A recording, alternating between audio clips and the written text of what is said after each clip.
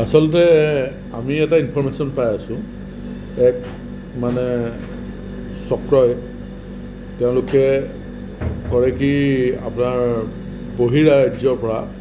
কাপোৰসমূহ লৈ আহে আৰু বিশেষকৈ পূজাৰ সময়ত এইটো বেছি হয় কাপোৰবোৰ আনি পেলাই কৰে কি তাৰ GST দিব লাগে টেক্স যিখিনি দিব লাগে সেই টেক্সখিনি নিদি পেলাই কিন্তু পাব্লিকৰ পৰা টেক্সটো ঠিকেই লয় তেওঁলোকে আনি অবৈধভাৱে বিক্ৰী কৰি আছে সেইটো অবৈধভাৱে কাপোৰখিনি বিক্ৰী কৰে এইটো এটা ডাঙৰ ৰেকেট এটা চলি আছে আমি ইনফৰমেশ্যন পালোঁ পাই লৈ কালি এটা চিক্ৰেট ইনফৰমেশ্যন পাই তাৰ কাপোৰ আমি জব্দ কৰিছোঁ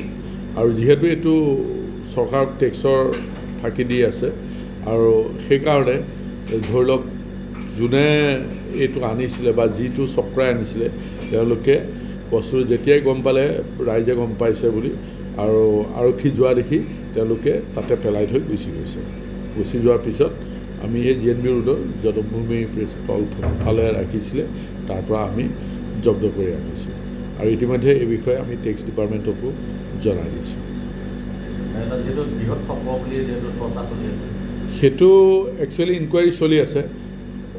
মানে বস্তুটো ফুল এভিডেন্সৰ ওপৰতহে আমি কথাখিনি ক'ম গতিকে এতিয়া ইনকুৱাৰীটো চলি আছে ইনকুৱাৰীৰ ওপৰতে ঘপকৈ আমি কৈ দিব নোৱাৰোঁ নামখিনি ল'ব নোৱাৰোঁ যেতিয়া আমি ধৰিম বা আমি পাম